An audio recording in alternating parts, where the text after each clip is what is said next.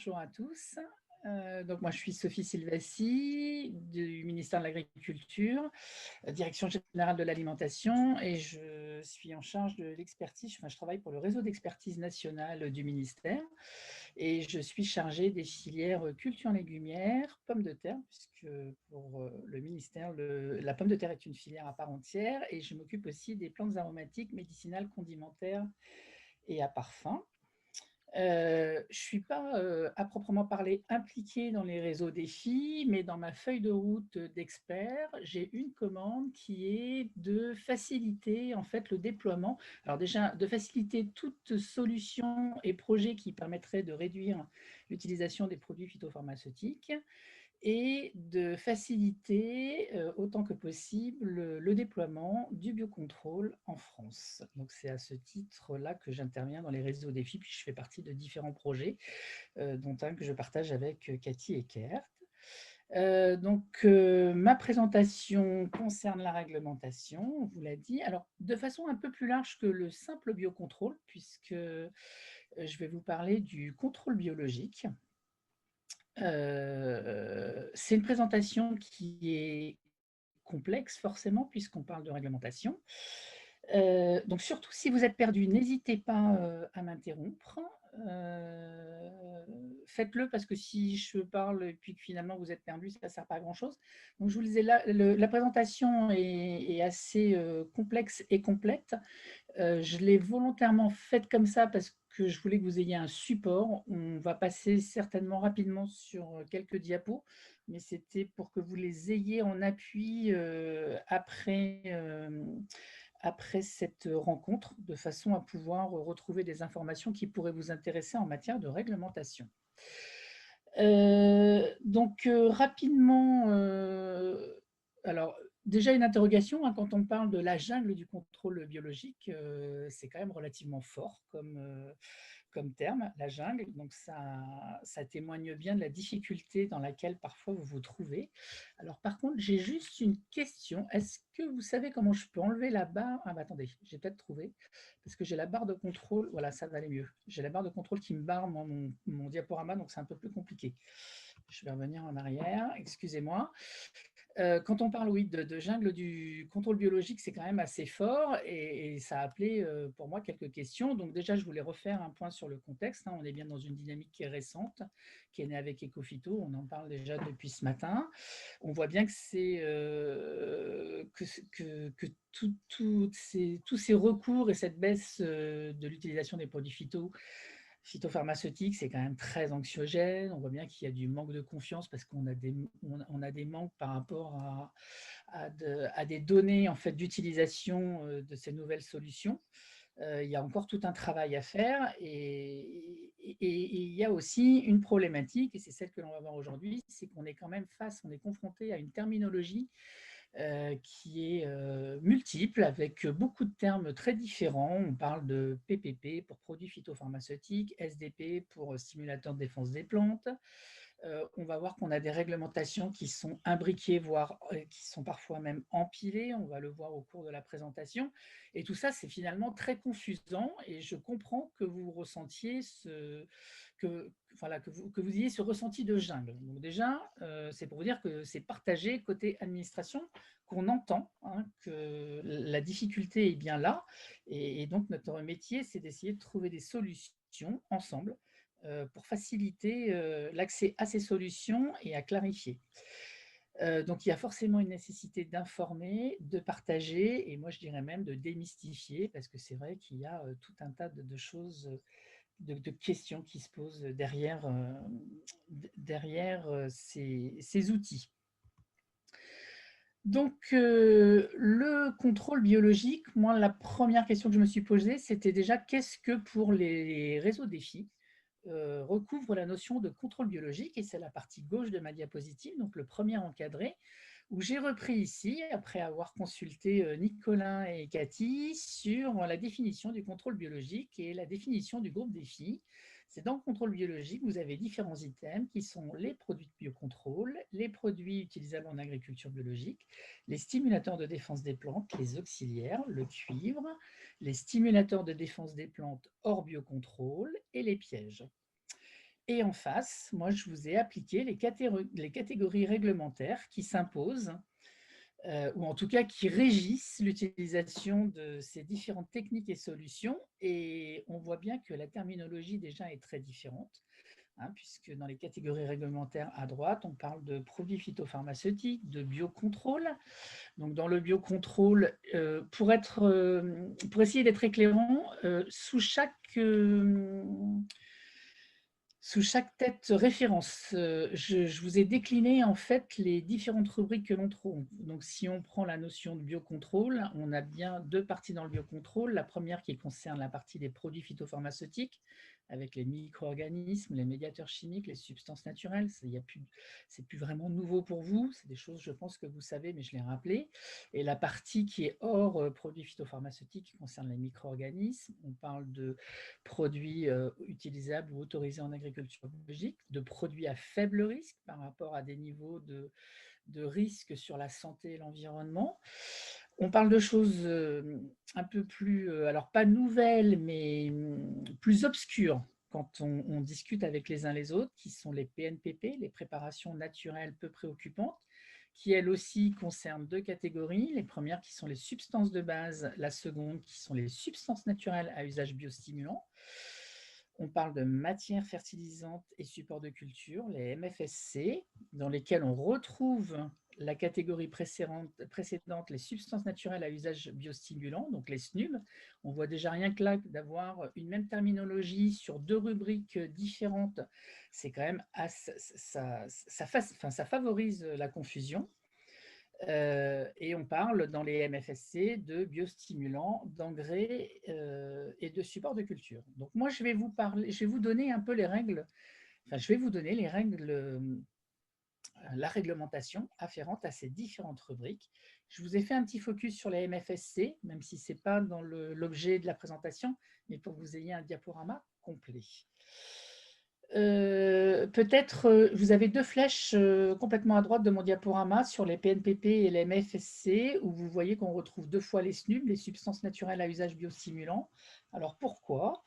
Eh bien, tout simplement parce que les substances naturelles à usage biostimulant, en fait, sont classées dans ce qu'on appelle les PNPP, mais relèvent de la réglementation des MFSC. Donc, c'est là, en fait, où on a toute la difficulté de notre réglementation. Une autre façon de regarder la réglementation, c'est une représentation schématique. Alors, on ne va pas rentrer dans le détail, mais c'est pour encore une fois appuyer le fait que ce n'est pas simple de s'y retrouver. Et là, pour le coup, on peut vraiment parler de jungle, hein, parce qu'on en a partout, on a des flèches dans tous les sens. Mais finalement, ce qu'il faut retenir, c'est que tout est lié. Dans ce schéma, vous allez retrouver les grandes catégories dont on va parler. Donc, la partie en orange, orangé complètement à gauche, qui concerne toute la partie qui relève des produits, de la réglementation sur les produits phytopharmaceutiques, donc à la fois avec une partie européenne et une partie française.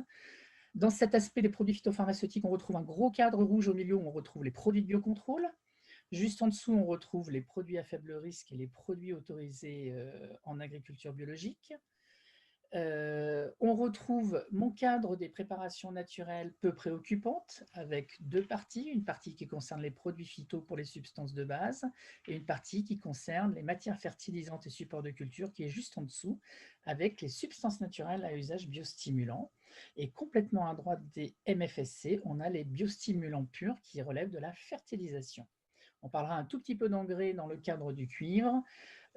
Et on ne va pas se faire l'impasse sur les amendements et les supports de culture. Est-ce que ça va pour tout le monde? Avant de... Sophie, en principe, si tu utilises ta souris, on doit la voir se Ah, bah positionner super. sur l'écran. Je pense que Vous ça peut voyez là ou t'aider. pas? Si je me Oui, déplace là? oui, on la Ah, voit, bah, ta souris, génial. elle se balade, donc tu peux l'utiliser. Ah, merci. Merci, Cathy. Un postulat de base quand même pour rappeler quelque chose d'assez fort et qui finalement régit toute la partie réglementation, c'est que dès qu'il y a une utilisation d'un produit, quel qu'il soit, à des fins de protection contre les adventices, les ravageurs ou les maladies, il y a nécessairement une autorisation d'utilisation réglementaire. Ça peut être une forme d'autorisation de mise sur le marché, telle qu'on connaît les AMM des produits phytosanitaires. Ça peut être un arrêté national d'utilisation dans le cadre des macro-organismes, par exemple. Ça peut être un cahier des charges, mais il y a toujours une autorisation. Et dans tous les cas, une allégation d'efficacité contre les adventices, les ravageurs ou les maladies est interdite. Par exemple, vous auriez un biostimulant à des fins de fertilisation qui a une efficacité sur le sol. On vous dirait, eh ben, ce même produit a une efficacité aussi nématicide, ça c'est interdit. C'est bien ça le sens de l'allégation. Donc, le diaporama, il est construit de la façon suivante. Je suis repartie des tableaux avec les définitions, contrôle biologique, les catégories réglementaires. Et pour chacune des catégories du contrôle biologique, je vous ai mis en face un système de fléchage qui correspond à la catégorie réglementaire auquel ça se réfère, avec deux types de flèches. Les flèches pleines veulent dire que c'est forcément, donc, par exemple, ici, un produit de biocontrôle est forcément un produit phytopharmaceutique et entre forcément dans la catégorie 1 du biocontrôle, donc dans la catégorie des produits phytopharmaceutiques de biocontrôle. Et par contre, ces mêmes produits de biocontrôle peuvent être, mais pas forcément, des produits autorisés en agriculture biologique ou des produits phytopharmaceutiques à faible risque. Donc, on va fonctionner de cette façon-là systématiquement. Donc, ça, c'est la première partie, donc sur les produits de biocontrôle. Et on reviendra derrière chacun des tableaux sur le schéma pour vous donner en fait un récapitulatif des informations en matière de réglementation qu'il ne faut pas oublier. Donc, ça, c'est sur les produits de biocontrôle. Les auxiliaires, dans le tableau des contrôles biologiques, donc eux sont autorisés par arrêté, donc c'est la disposition nationale spécifiquement française et qui concerne la rubrique des macro-organismes dans le biocontrôle et donc sont forcément autorisés par arrêté. Pour tout ce qui est macro-organismes non indigènes. Donc le schéma, je vous le retrouvez ici. Qui est un petit peu décortiqué pour vous repréciser quelques informations qui me semblent moi essentielles par rapport aux produits de biocontrôle. Donc déjà vous rappeler que dans le cadre des produits de biocontrôle, on est sur une procédure d'évaluation qui est accélérée, donc avec des démarches administratives qui sont allégées. Alors ça ne fonctionne pas encore complètement à l'optimum, hein, puisqu'on pourrait espérer avoir les produits de biocontrôle autorisés de façon plus rapide. C'est encore un peu long. Ça devrait s'améliorer dans le cadre de la stratégie nationale du déploiement du biocontrôle.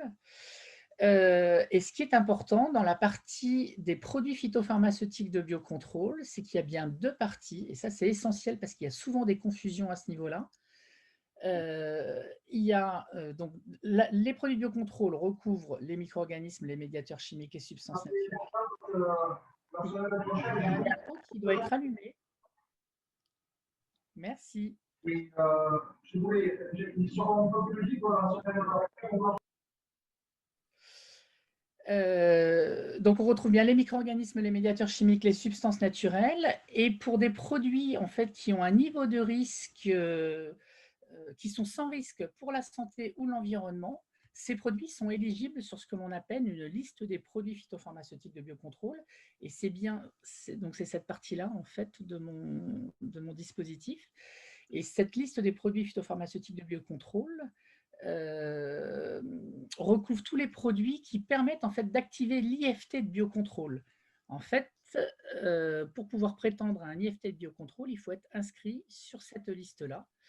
Si je prends un exemple pour illustrer, parce que ça a fait pas mal, il y a eu pas mal d'écho dans la campagne, si je prends l'exemple du Nimazal, qui a été autorisé récemment, il y a maintenant un peu plus d'un an, une bonne année même, à base d'azadiractine. Donc on est bien dans un produit qui relève de la législation des PPP de biocontrôle, mais par rapport à un risque sur la santé, et notamment un risque pour le fœtus, le Nimazal ne peut pas entrer dans la liste des produits phytopharmaceutiques de biocontrôle. Donc quand vous utilisez en fait du Nimazal sur vos parcelles, vous ne pouvez pas activer un IFT de biocontrôle.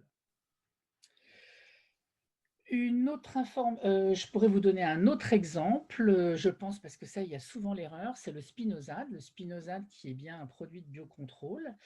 Et en fonction des préparations à base de spinosade, certaines sont inscrites sur la liste des produits de biocontrôle. Donc, si je prends le Success 4, par exemple, le Success 4 n'est pas éligible sur la liste des produits de biocontrôle par rapport à ses phrases de risque.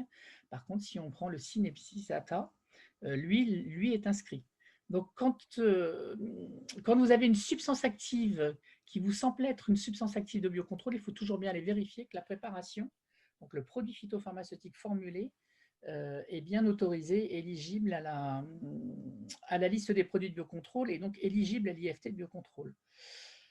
Et du coup, Sophie, je me permets d'intervenir. Bien sûr. On le bascule en IFT chimique.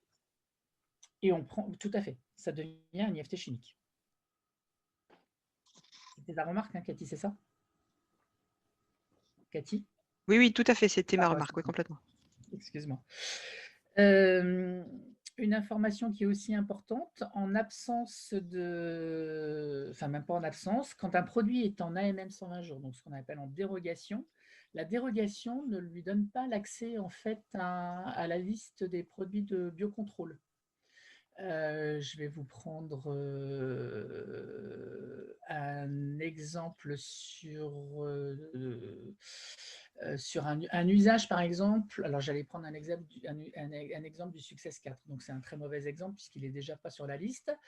On aurait un produit qui serait sur la liste de biocontrôle pour lequel on donnerait une dérogation pour un usage supplémentaire. Je vous dis n'importe quoi, puceron laitue, un produit qui est autorisé sur la liste de biocontrôle. Donc, cette partie-là, pour lequel on donnerait une dérogation pour une extension d'usage sur un usage puceron de la laitue. Dans la mesure où c'est un usage qui est en dérogation, on ne peut pas appliquer l'IFT de biocontrôle. Et enfin, une dernière information qui concerne la stratégie nationale de déploiement du biocontrôle, qui elle est active depuis début 2021, donc qui a pour vocation justement à faciliter le recours au biocontrôle. On le verra un peu plus en détail à la fin de la présentation, mais avec des volontés d'améliorer l'accès et la rapidité surtout d'autorisation de ces produits et la quantité d'autorisation. Voilà. J'ai passé un long moment sur le biocontrôle parce que c'est le cœur en fait de votre journée aujourd'hui. Je vais aller un peu plus vite sur le reste. Donc, c'est toujours le même format de présentation, hein. On a bien les deux tableaux avec les définitions et puis après, on retourne dans le schéma général pour voir comment ça se Bonjour. pose. Il y a une question? Oui. Il y a une question? Pour. C'est un micro qui n'est pas éteint, je pense. Il y a un micro qui n'est pas coupé. Destinataire de ça, c'était quand? Attention, là, tous coupés. J'ai vu toi que t'en parlais. Julie, je désactive le micro. Merci. Ok, merci. Donc, on continue. Les produits autorisés en agriculture biologique sont des produits phytopharmaceutiques, c'est assez simple. Peuvent être des produits de biocontrôle, sont forcément des produits qui doivent être inscrits au niveau du règlement agriculture biologique et peuvent être des produits à faible risque. Je reprends un exemple par rapport à ça, c'est mon Imasal tout à l'heure avec l'azadiractine, où on a bien un produit qui est autorisé en agriculture biologique, pour autant il n'est pas de biocontrôle et il n'est pas à faible risque. Voilà, c'est l'exemple parfait. Donc, en agriculture biologique, je viens de vous le dire, on est sur la partie bleue de mon cadre qui est ici, pardon. Donc, deux informations. On est bien dans la réglementation des produits phytopharmaceutiques. Donc, il faut forcément, pour qu'un produit qui est autorisé en agriculture biologique soit utilisé, dispose d'une AMM au titre des produits phytopharmaceutiques. Donc, il y a bien une double condition dans le cadre des produits de l'agriculture biologique. Le cuivre, alors le cuivre, lui, il a une double possibilité. Soit c'est un produit phytopharmaceutique, enfin, il est produit phytopharmaceutique quand il est utilisé à des fins, avec une AMM, à des fins de protection. Il peut être autorisé en agriculture biologique en fonction des préparations et en fonction de la nature en fait de la substance, enfin de la formulation de la substance. Et il entre également dans le champ des engrais et amendements, enfin des engrais, et à ce titre-là, en fait, il doit être doté d'une norme NFU ou d'une norme engrais CE. Je vous ai rappelé ici les conditions majeures par rapport au cuivre. On ne va pas rentrer dans le détail, mais vous les aurez. Hein, donc, c'est bien une approbation pour 7 ans, donc jusqu'au 31 décembre 2025, avec 28 kg de cuivre par hectare pour 7 ans. Ça fait pour les 7 ans. Et dans la quantité des 28 kg, entre les quantités qui sont apportées sous forme d'engrais. Donc, c'est ça qu'il faut surtout avoir à l'esprit. C'est ce qui est important.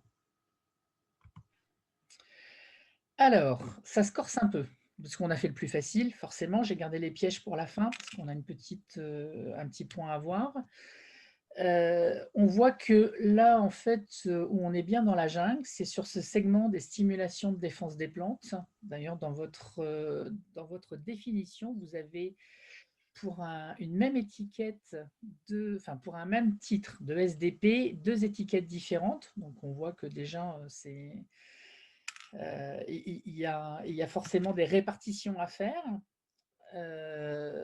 Donc, la répartition est la suivante. Les SDP, dans la mesure où on est vraiment dans la stimulation de défense des plantes, il n'y a pas de sujet. C'est forcément un produit phytosanitaire, donc il lui faut une autorisation de mise sur le marché. Et ces stimulations de défense des plantes peuvent être des produits de biocontrôle, mais pas forcément, peuvent être autorisés en agriculture biologique, mais pas forcément, et peuvent être des produits à faible risque, mais pas forcément. L'exemple qui correspond en fait à l'image que vous avez à l'écran, c'est celle du Bion 50WG à base d'acide benzolar. On est bien sur une simulation de défense des plantes. C'est bien une AMM produit phyto. Pour autant, ce produit, il n'est pas de biocontrôle, il n'est pas UAB, il n'est pas à faible risque. Et le segment des SDP hors biocontrôle, où là, on a 3 destinations possibles. Soit on est avec des substances de base, soit on est avec des SNUB, des substances naturelles à usage biostimulant. Donc, on est sur ma partie rouge. Et dans ce cas-là, on relève du champ des préparations naturelles peu préoccupantes. Soit on est dans le champ des biostimulants sur la partie fertilisation. Donc, ce que je vous propose là, c'est de… Alors, vous voyez que dans tous les cas, hein, on a bien une réglementation qui s'impose. On est dans le cas des substances de base sur des approbations européennes. Dans le cas des substances naturelles à usage biostimulant, on est soit sur une évaluation de l'ANSES, soit sur une liste de pharmacopée, soit sur un cahier des charges. Et dans le cadre des biostimulants, on est sur une AMM MFSC ou une norme NFU ou une norme engrais CE. Ce que je vous propose maintenant, c'est de descendre un peu plus dans les définitions des PNPP et MFSC. Donc, qu'est-ce qu'on appelle des préparations naturelles peu préoccupantes? Donc, ce sont toutes substances qui ont une activité principale non phytopharmaceutique, mais qui ont une utilité par rapport à la protection des plantes. C'est dans ce groupe-là que l'on classe tous les produits qui sont obtenus, qui sont accessibles par un procédé, je vais y arriver, qui sont obtenus par un procédé qui est accessible à tout utilisateur final. Et donc, on retrouve dans cette catégorie-là les purins, les décoctions, les tisanes, les macérations, les infusions. Et comme pour les produits de biocontrôle, elles sont autorisées selon une procédure qui est simplifiée et normalement plus rapide. Donc, on a deux types de préparations naturelles peu préoccupantes, soit les substances de base. Dans ce cas-là, on est dans la catégorie réglementaire des produits phytopharmaceutiques. Donc, on est sur une approbation européenne qui est illimitée. En fait, quand la substance de base est autorisée, elle l'est pour un temps indéfini. C'est une autorisation qui est donnée au niveau européen, qui ne nécessite pas d'avoir une AMM après nationale par pays. Donc, c'est la même AMM, la même autorisation pour l'ensemble des États membres. Et c'est forcément une recette et un usage. Aujourd'hui, il y a 23 substances de base qui sont autorisées. Donc, il y a 23 fiches qui sont en ligne sur le site de l'ITAB. C'est vraiment là où vous allez avoir l'accès le plus facile. Pour avoir essayé tout un tas de liens, je trouve que le site de l'ITAB, c'est ce qu'on fait de mieux. Avec les fiches en ligne sur l'utilisation, la recette et les usages qui sont couverts par la substance de base.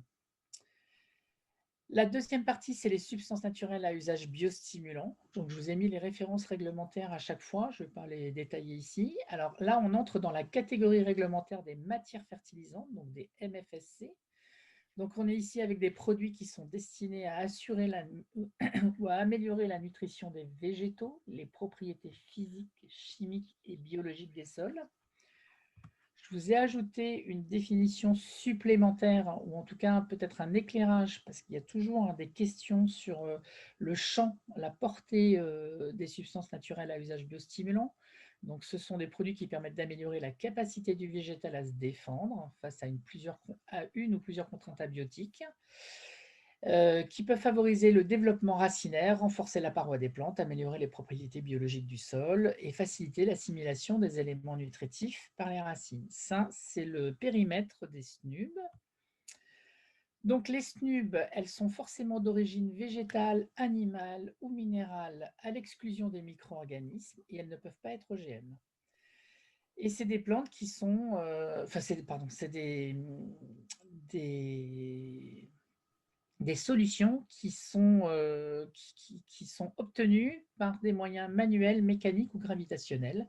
Donc, dissolution, extraction à l'eau ou à l'alcool, la distillation, le chauffage pour le séchage.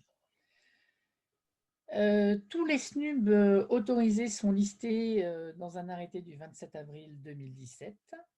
Alors, il y a 3 voies d'autorisation sur les SNUB. La première, c'est l'évaluation à l'ANSES. Peut-être une information importante, c'est que quelle que soit la voie d'autorisation, les SNUB sont par défaut toujours autorisés en agriculture biologique. Il n'y a pas nécessité d'avoir une inscription dans un règlement. Ça se fait automatiquement. 3 voies d'autorisation. La première, c'est l'évaluation à l'ANSES. Aujourd'hui, il n'y a pas eu d'évaluation demandée au niveau de l'ANSES par des pétitionnaires, donc on n'a pas de dossier. La deuxième voie, c'est l'accès à l'ensemble des plantes médicinales qui sont inscrites à la pharmacopée, qui sont vendues par des personnes autres que les pharmaciens, donc c'est notamment tout ce qui est herboriste. Donc là, on a 147 plantes qui sont autorisées avec une liste sur laquelle vous avez la partie de plantes et la partie de plantes utilisable autorisée. Et la troisième voie, qui est la voie nouvelle en cours, c'est tout ce qui concerne les plantes utilisées en alimentation animale ou humaine et qui se réfère à un cahier des charges qui est en cours de consultation publique. Et le socle réglementaire de cette voie d'autorisation, c'est le décret du 16 avril 2019. Alors, ce cahier des charges qui est en cours de finalisation, qu'est-ce qu'il indique? Enfin, quelle est sa vocation? C'est déjà les SNUB. Il y a 2 volets en fait sur ce cahier des charges. Il y a les SNUB qui concernent la préparation de produits en vue de son utilisation directe par un utilisateur, par un préparateur, et les SNUB qui sont destinés à être fabriqués et mis sur le marché. Donc, en fait, il y a 2 réglementations. Une première qui concerne la maîtrise de la matière première et de la fabrication pour assurer la conformité des matières premières, les pratiques de stockage, les pratiques de fabrication et d'utilisation. Et la seconde qui concerne la mise sur le marché, c'est la partie basse de ma diapositive, qui concerne la conservation et les règles d'étiquetage. Donc ça, c'est en cours. La consultation publique est en cours. Ça devrait émerger très rapidement. La dernière catégorie, donc là on a vu les préparations naturelles peu préoccupantes, les substances de base, les substances naturelles à usage biostimulant. La dernière catégorie, c'est la catégorie des matières fertilisantes et supports de culture, avec trois grands groupes, les matières fertilisantes, les supports de culture, les adjuvants pour matières fertilisantes. La première, celle qui nous intéresse, dans laquelle on va retrouver les engrais, les amendements, les biostimulants. Je ne parlerai pas des supports de culture et des adjuvants, juste pour vous rappeler que dans le cadre des biostimulants, il y a nécessairement une norme NFU, une norme engrais CE ou une AMM MFSC. Et un produit qui dispose d'une AMM MFSC peut très bien aussi disposer d'une AMM pour produits phytopharmaceutiques si sa cible est double. Je vous parlais tout à l'heure d'un exemple d'un produit qui serait utilisé pour une fonction fertilisation du sol. Pourrait très bien avoir une AMM produit phytopharmaceutique toujours délivré par l'ANSES, c'est une autre évaluation, si on voulait mettre en valeur en fait son intérêt, par exemple en tant que nématicide, si tant est qu'il y ait un intérêt nématicide. Ici mon schéma avec les rappels importants, je ne vais pas revenir dessus, mais tout est écrit. Donc c'est pour vous faire un petit rappel. Donc on a bien donc, les SDP qui sont soit des AMM, soit des substances, soit des MFSC, soit des SNUM, et donc vous avez la réglementation afférente. Les MFSC qui sont ici. On voit bien qu'on est à cheval sur 2 réglementations. Sophie, peut-être à ce stade-là, est-ce que tu peux préciser ce qui apparaît sous IFI ou pas? Alors, ce qui apparaît sous Wi-Fi, on a donc les SDN, les SDP apparaissent sous Wi-Fi. En fait, il faudrait que je regarde Alors, vous avez dans Wi-Fi en fait la nature en fait avec laquelle le produit est autorisé. Est-ce que c'est un insecticide, un fongicide? Est-ce que c'est un stimulateur de défense des plantes? Ça, c'est indiqué. Et on a deux types d'AMM. On a bien les AMM MFSC et les AMM PPP. Et donc, quand vous allez chercher un produit, vous allez sélectionner si vous cherchez une rubrique MFSC, une rubrique PPP, voire une rubrique mixte. Il y a aussi cette information sur IFI. Est-ce que c'est bien ce que tu voulais que j'ajoute, Cathy? Tout à fait. Oui, non, c'était ça. Mais les trois informations sont disponibles sur IFI. La dernière information qui concerne les pièges, puisqu'elles étaient listées dans les contrôles biologiques. Donc les pièges entrent dans mon schéma, dans les moyens de lutte intégrés, comme étant des moyens physiques. Donc on retrouve bien les pièges lumineux, les plaques. Alors ça, c'est pour tous les pièges en fait pour lesquels on n'a pas de médiateur chimique, puisque quand on est dans les médiateurs chimiques, on bascule dans les produits de biocontrôle. Alors, pas de médiateur chimique ou pas de substance active. Et je ne sais pas si ça vous a échappé ou pas, ou si vous aviez vu qu'il y a une réglementation récente qui est de septembre 2020 qui dresse le champ en fait de la réglementation applicable qui est applicable pour les médiateurs chimiques, et qui rappelle en fait que quand on a un piège avec un médiateur chimique qui répond en fait aux exigences du biocontrôle, on n'a pas besoin d'autorisation de mise sur le marché. En revanche, à contrario, quand le médiateur chimique, pour des raisons de risque, n'entre pas dans les caractéristiques et les critères du biocontrôle, on est obligé de le passer sous voie d'AMM, et c'est notamment le cas des pièges à méthylogénol. Alors, je vous en parle parce que c'est des pièges qui sont utilisés contre Bactrocera dorsalis. C'est des choses qu'on doit émerger sur le territoire, tant en surveillance qu'en piégeage de masse, puisqu'en fait, cette réglementation pour les médiateurs chimiques, je ne vous l'ai pas dit, mais concerne à la fois le monitoring, donc la surveillance des parcelles, dans le cadre du suivi de vos infestations, mais aussi dans le cadre du piégeage de masse. Donc, c'est bien l'ensemble des dispositifs de piégeage. Donc, on a maintenant une réglementation qui est décrite. Donc, les pièges à méthylogénol entrent dans ce champ ici, qui relève du champ de l'AMM. Et dès lors que l'on a une substance active insecticide, il n'y a plus de sujet. On est bien dans le champ des PPP avec une nécessité d'autorisation de mise sur le marché. Je vous ai mis un petit tableau résumé parce que c'est quand même un peu touffu tout ça et dense. Donc, si vous avez une huile essentielle, voilà ce qui se passe. Vous êtes dans le groupe des substances actives, substances de base, produits phytopharmaceutiques. Et puis, vous avez derrière la nécessité, c'est une approbation de la substance au niveau communautaire. Si c'est une substance de base, vous n'avez pas besoin d'AMM, mais si elle n'est pas substance de base, vous avez en plus l'obligation d'avoir une autorisation de mise sur le marché.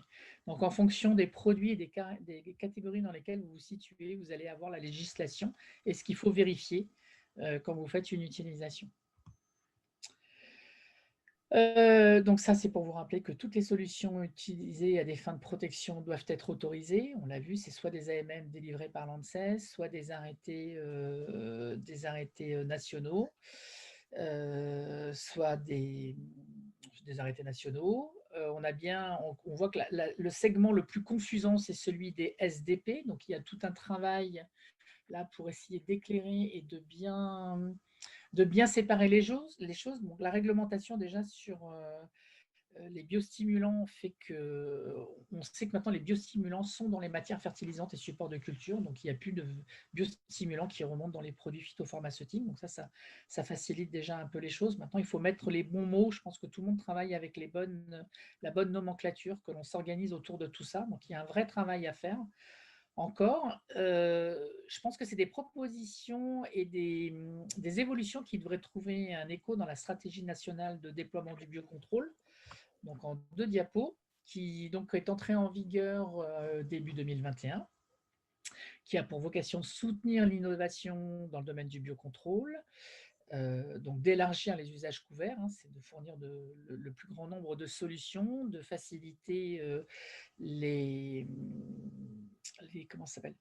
faciliter les procédures d'autorisation, former techniquement les agriculteurs, d'adapter les circuits d'approvisionnement et le machinisme, d'accompagner les agriculteurs et de développer les outils de production sur le territoire national. Donc ça, c'est les ambitions. Et pour ce faire, il y a 4 axes à la stratégie nationale de biocontrôle. La première, donc, c'est de faciliter l'accès au marché de toutes les nouvelles solutions. Donc, vos travaux du jour sont super importants parce que si vraiment vous avez identifié des choses intéressantes, il faut les faire remonter. Je pense que en préambule, je disais il faut démystifier. Je pense qu'il y a encore trop de secrets autour de solutions qui fonctionnent bien et qui méritent d'être portées à connaissance pour qu'on arrive à trouver une solution pour pouvoir les utiliser en toute transparence et qu'elles puissent être partagées. Donc, il y a un vrai travail à faire là-dessus et vos échanges du jour sont essentiels et très, très importants. Le deuxième axe, c'est de consolider la définition nationale, donc de faciliter le recours aux pièges à médiateurs chimiques. Donc, on a vu la réglementation a évolué. Donc ça peut paraître complexe parce que maintenant il y a un dispositif d'AMM qui est clairement nommé, mais au moins on a un cadre réglementaire et on peut s'inscrire dedans. Qu'il faut adapter continuellement. Il faut adapter continuellement l'évaluation des produits. Il va vraiment falloir qu'on accélère sur les procédures, la facilité d'accès. Il y a tout un travail qui vous concerne de près aujourd'hui, hein. C'est les vitrines de démonstration, fermes pilotes, la formation initiale et continue, la valorisation économique des pratiques agricoles, la SAPECH.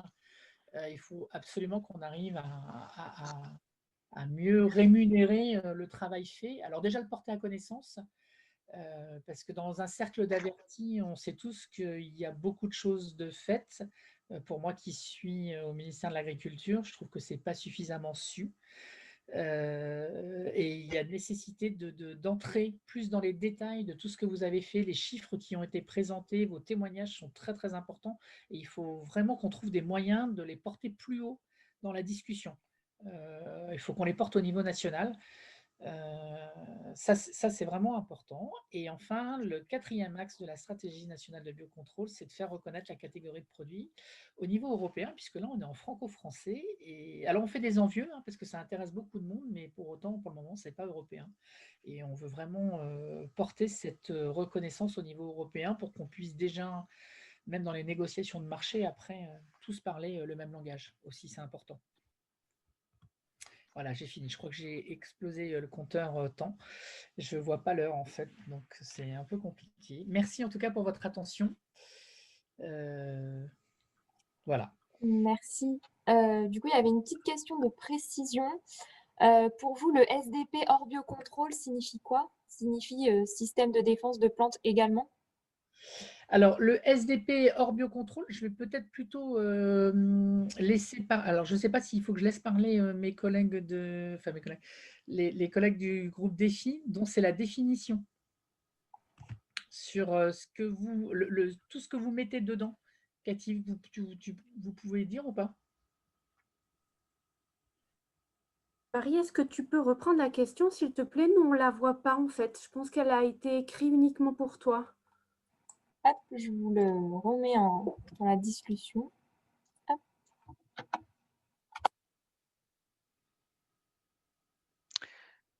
Alors, je vais reprendre. En fait, on avait défini cette, enfin, tu complètes Nicolas, hein, mais on avait défini cette catégorie-là par rapport à la liste du biocontrôle. C'est-à-dire que ce qui est assez clair, comme l'a présenté Sophie, les produits qui sont sur la liste du biocontrôle permettent derrière d'avoir l'indicateur IFT biocontrôle. Et tous les produits qui ne sont pas sur cette liste du biocontrôle, aujourd'hui, par rapport aux outils qu'on a dans Agrosist et la complexité que vous a présentée Sophie, on a fait une grande catégorie SDP hors biocontrôle. Donc ça veut dire que c'est des produits qui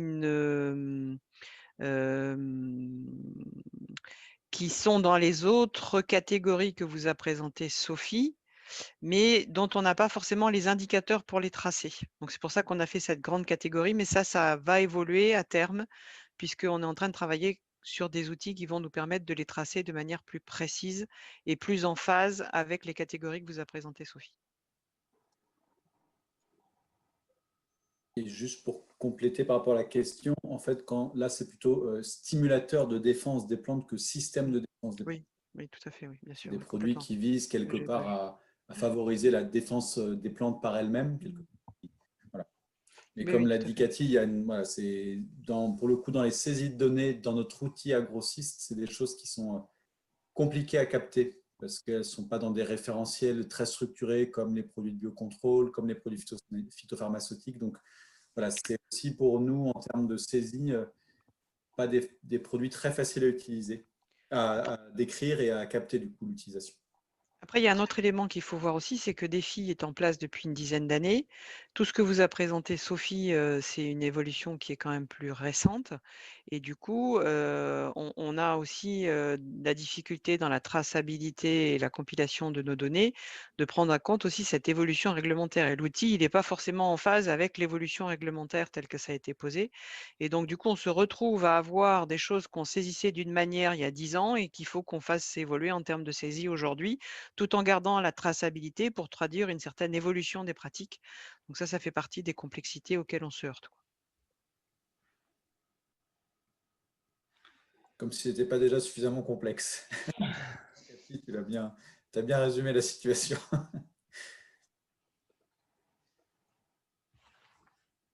Très bien, merci. Alors, du coup, il n'y a pas d'autres questions.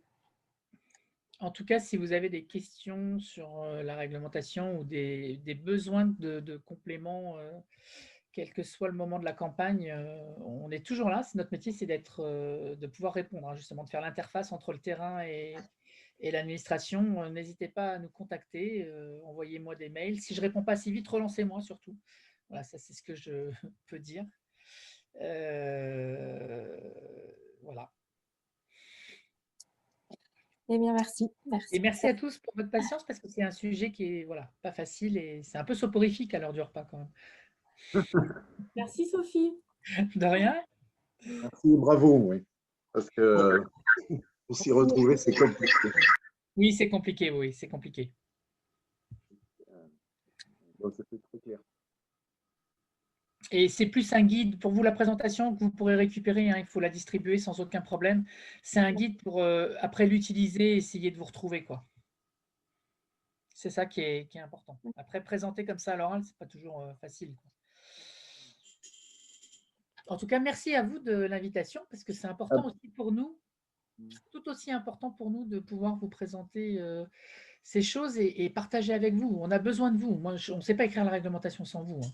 Et il faut que la réglementation, elle colle à vos besoins, sinon ça ne sert à rien. Donc, j'insiste vraiment sur le fait qu'il faut démystifier, et mettre de la transparence et puis vous donner les outils nécessaires pour travailler. Enfin, en tout cas, c'est ma philosophie. C'est important. C'est important que tu sois là aussi dans le cadre de cette journée parce que les producteurs et les techniciens qui les accompagnent sont quand même un peu perdus face à la variété des produits qui sont proposés par le commerce, et on ne sait jamais trop. à quoi se référer. Bon, mais là, déjà, ça nous fait avancer dans la compréhension du système, quoi.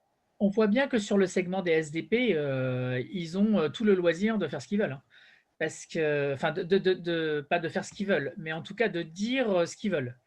Parce que c'est tellement, c'est clair, c'est nébuleux, quoi. C'est super nébuleux. Donc là, pour quelqu'un dont c'est pas le métier, et même quand c'est le métier, c'est compliqué.